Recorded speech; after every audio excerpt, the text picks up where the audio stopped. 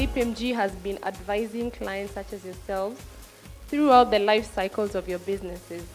Right from when you're a startup, when you're trying to set up your businesses, trying to secure customer contracts and secure supplier relationships, right to the point where you now have those in place and you're now establishing yourself firmly in the growth phase of the business. And right to the point where, as a result of that growth, there's been a lot of competitors coming into the market to compete for that market share. And as a result, your revenue growth starts slowing down. And from that point on, it's now a question of, are we now going to have a rebirth or are we now going to plummet downwards?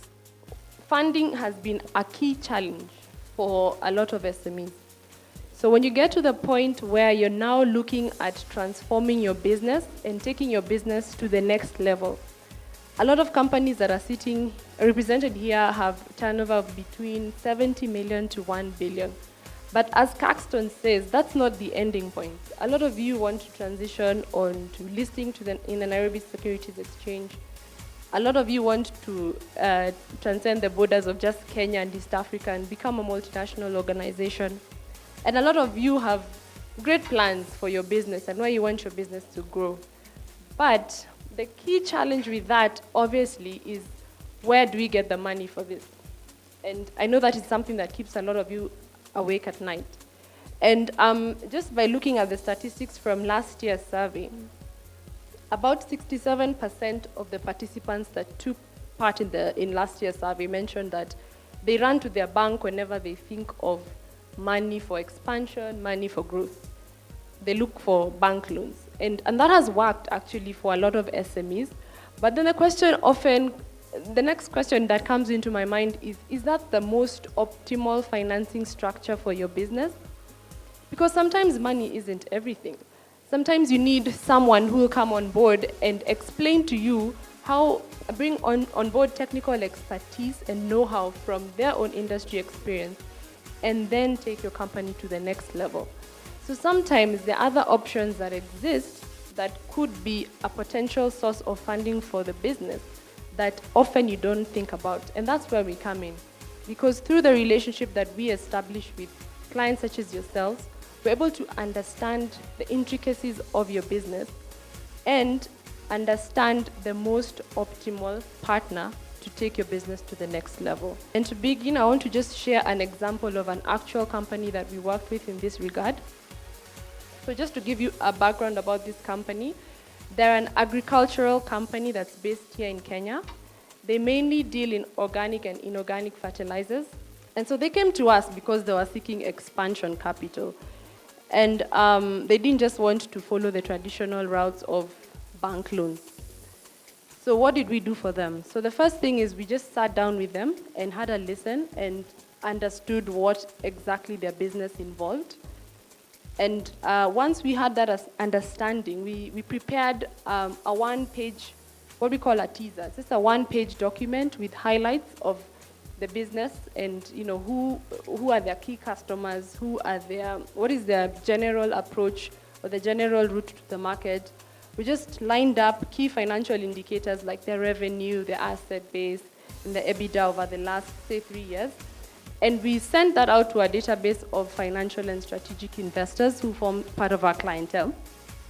And once we did that, we got an enormous response from these investors who were interested in buying a stake in their business. So once we had these responses, we then went ahead and prepared a detailed information memorandum. And once they had a look at that and they were sold on the idea, the next step was then facilitating meetings between these investors and this company.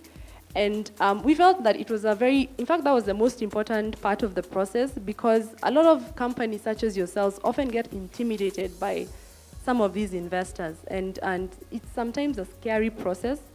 And so having a trusted advisor to hold their hand through the process was a very big contributor to the success of how the process went. So as we speak, the company is in the process of securing exclusivity contracts with some of their foreign suppliers. And with that in place, we already have two offers on the table where now they'll be able to agree on the price and seal the deal. So we're looking at closing this in the next month or so. The next challenge that I can talk about is strategy and growth.